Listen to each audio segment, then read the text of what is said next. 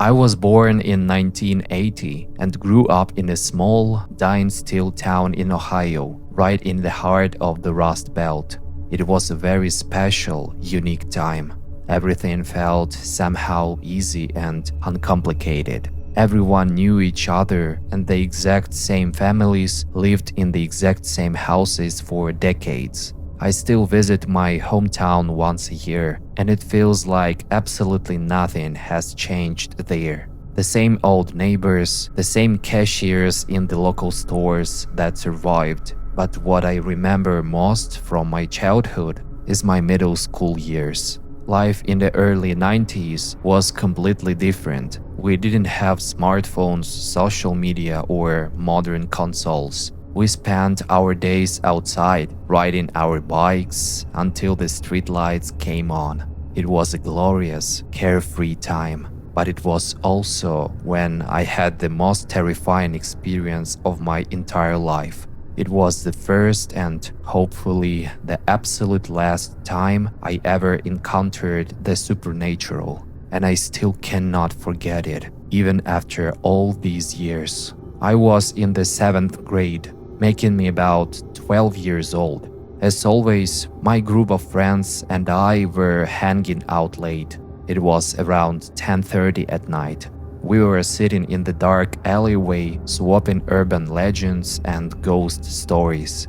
Teenage arrogance was in full swing, and my youthful maximalism made me want to prove that I wasn't afraid of anything. Not far from our neighborhood stood an old, partially condemned school building. It looked incredibly menacing in the dark. The dare was simple but terrifying.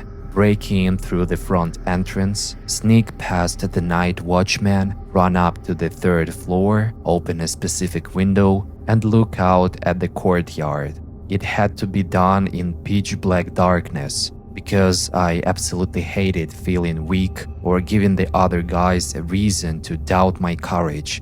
I foolishly volunteered to do it. As soon as I agreed to the dare, I instantly felt my status rise among the guys. We had 7 people in our group. Riding that massive wave of adrenaline and superiority, I walked to the old school. Standing on the crumbling concrete porch, I peeked through the dirty glass.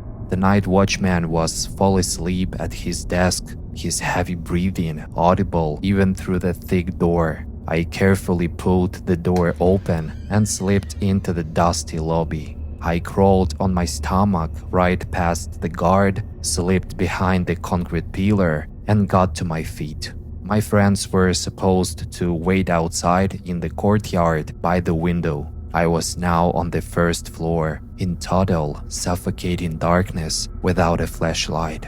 I blindly felt my way along the cold metal lockers to the stairwell. I moved agonizingly slowly. One wrong step and I could fall because it was so dark you couldn't see your own hand. It took me 10 minutes to creep up to the 2nd floor and another 10 to reach the 3rd.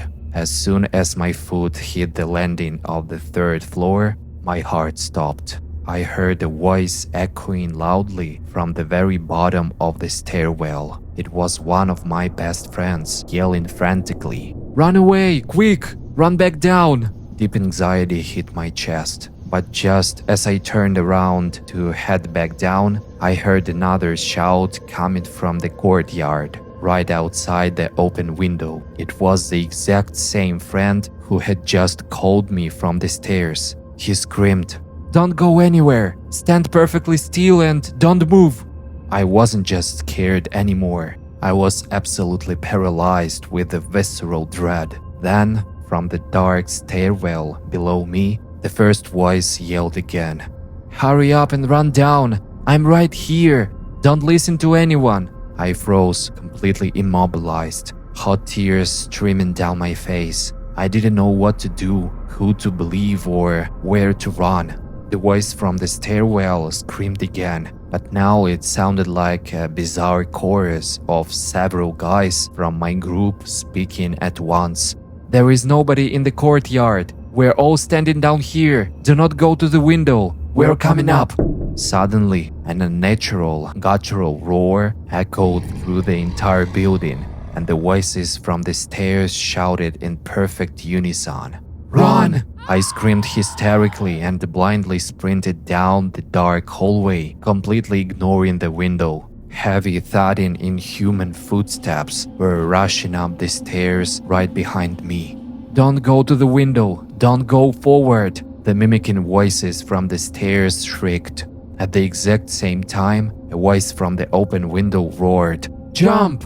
I hit a dead end in the hallway. The things from the downstairs were rushing up, and I was crying and screaming, trapped in the nightmare. Suddenly, my frantically searching hand brushed against a cold metal doorknob at the very end of the corridor. I yanked the heavy door open, slipped inside, and slammed it shut behind me.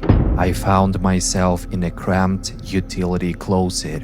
There was a metal ladder attached to the wall leading up to the roof hatch. Without a single second of hesitation, I scrambled up the rungs, pushed the heavy iron hatch open, and crawled out onto the flat, gravel-covered roof. My heart almost stopped beating entirely. Sitting right there on the roof, huddled together, was my entire group of friends. I screamed in terror, "Don't come near me!" One of my friends rushed over, pushed me hard in the shoulder, and hissed, "Are you a complete idiot? We climbed up here using the rusted fire escape. The very second we heard someone calling your name inside the school." I stared at him in absolute shock, my mind completely breaking down. "Wait," I whispered, my voice trembling. "Then who was standing by the window down there?" "We didn't even make it to the window," he replied, shaking like a leaf. "We were walking behind the school, and then we heard our own voices coming from the dark courtyard, and we got terrified." The voices inside the school had gone completely silent, but we were way too terrified to even peek over the edge of the roof. We sat up there shivering until 7 in the morning, until the bright sun came up and the normal people started walking on the streets below. We climbed down the fire escape and never spoke of that horrific story out loud again. But I will remember that terrifying night for the rest of my life.